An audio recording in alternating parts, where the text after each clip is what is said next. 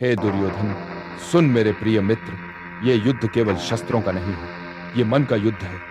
यहां तीर चलाने से पहले विचारों को साधना पड़ता है। पर मैं देख रहा हूं कि तू धीरे धीरे अपनी भावनाओं में बहता जा रहा है। हे दुर्योधन, ये हृदय की कोमलता तेरे लिए विष साबित होगी, क्योंकि जो भावनाओं में डूब जाता है वह निर्णय खो देता है, और जो निर्णय खो देता है वह अपने धर्म से भटक जाता है। तेरी सबसे बड़ी शक्ति तेरी दृढ़ता है, पर यही भावनाएं तुझसे वह शक्ति छीन लेंगी। जो राजा अपने मन पर नियंत्रण नहीं रखता, वह प्रजा पर कैसे रखेगा? याद रख, यह धरती उन लोगों की नहीं जो करुणा में बह जाते हैं, बल्कि उन वीरों की है जो अपनी करुणा को भी संयमित कर लेते हैं। यह धर्म का ही नियम है कि दया तब तक पुण्य है जब तक वह धर्म की सीमा में है, और जैसे ही वह विवेक को डुबा दे, वह अधर्म बन जाती है। भावनाएं मनुष्य को कमजोर नहीं बनाती, पर जब वे बुद्धि पर अधिकार कर ले, तब वही पतन का कारण बनती है।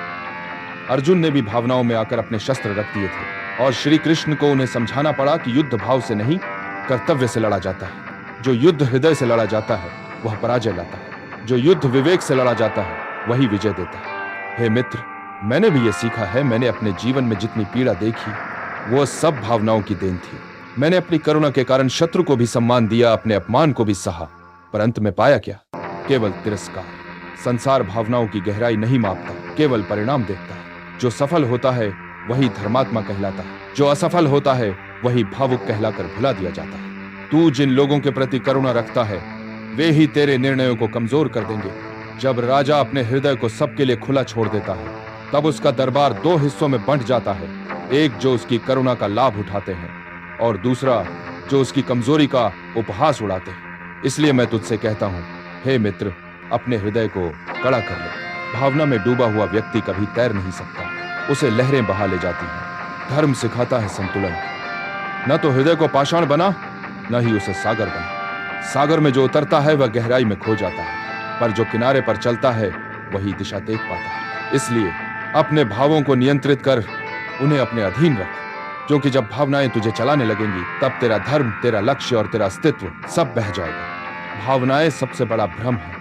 वे तुझे विश्वास दिलाती हैं कि तू सही कर रहा है, पर धीरे धीरे वे तेरे भीतर का निर्णय नष्ट कर देती हैं। जो राजा अपने निर्णय को भावनाओं के हवाले कर दे, वो अपने राज्य का भविष्य खो देता है। तू मित्रता निभाना चाहता है, दया दिखाना चाहता है, पर याद रख, दया तभी तक महान है जब तक वह न्याय के मार्ग में बाधा न बने। तू सोचता है कि सब तुझे समझेंगे, सब तेरा साथ देंगे, क्योंकि तेरे मन में भावनाएं शुद्ध हैं, पर यह संसार भावनाओं से नहीं, परिणामों से प्रभावित होता है। जो जीतता है वही पूज्य होता है, और जो भावनाओं में बहकर हारता है वह इतिहास के कोनों में मिट जाता है। क्या तू ऐसा अंत चाहता है?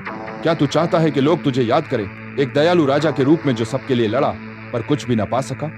नहीं हे दुर्योधन, तू राजा है, तुझे इतिहास में अमर होना है, और इतिहास उन लोगों को याद नहीं रखता जो रोए, बल्कि उन लोगों को जो निर्णायक थे। इसलिए मैं तुझसे कहता हूं, भावनाओं को अपने भीतर रख, पर उन्हें निर्णय का आधार मत बना। जो निर्णय हृदय से निकलता है वह अस्थिर होता है, जो निर्णय बुद्धि से निकलता है वही शाश्वत होता है। मैंने अपने जीवन में केवल एक गलती की। मैंने अपने हृदय की सुनी जब मुझे अपने विवेक की सुननी चाहिए थी। मैंने द्रोण के अपमान पर मौन रखा, भीष्म के पक्ष में नहीं गया, और अपने सत्य को दबा दिया, क्योंकि मेरा हृदय मित्रता से बंधा था। पर आज मैं समझता हूं, भावनाएं मित्रता का बंधन नहीं, बंधन की जंजीर होती है। जब तू उन्हें तोड़ देगा, तभी मुक्त होगा, तभी विजयी होगा। हे मित्र, जब तू अपने भावों पर नियंत्रण पालेगा, तब तू अपने भाग्य पर भी नियंत्रण पालेगा, क्योंकि जो अपने भीतर के तूफान को शांत कर सकता है, उसे बाहरी आंधियां हिला नहीं सकती। तू ये याद रख, युद्ध तलवार से नहीं, मन से जीता जाता है, और जिसका मन स्थिर है वही भगवान के निकट है। इसलिए हे दुर्योधन, अब भावनाओं से ऊपर उठ। किसी के शब्द, किसी के आंसू, किसी की करुणा तुझे विचलित न करे। तेरा मार्ग धर्म का है सीधा, कठोर और निष्पक्ष। भावनाओं का बोझ छोड़ दे, क्योंकि जो हृदय में बहता है वह कभी विजय के तट तक नहीं पहुंचता। तू राजा है, भावुक नहीं। तू भाग्य का नियंता है, उसका दास नहीं। अब उठ हे मित्र, और अपने मन को वश में कर, क्योंकि जो अपने मन को जीत लेता है वही सच्चा विजेता कहलाता है, वही धर्म का वास्तविक अनुयायी होता है।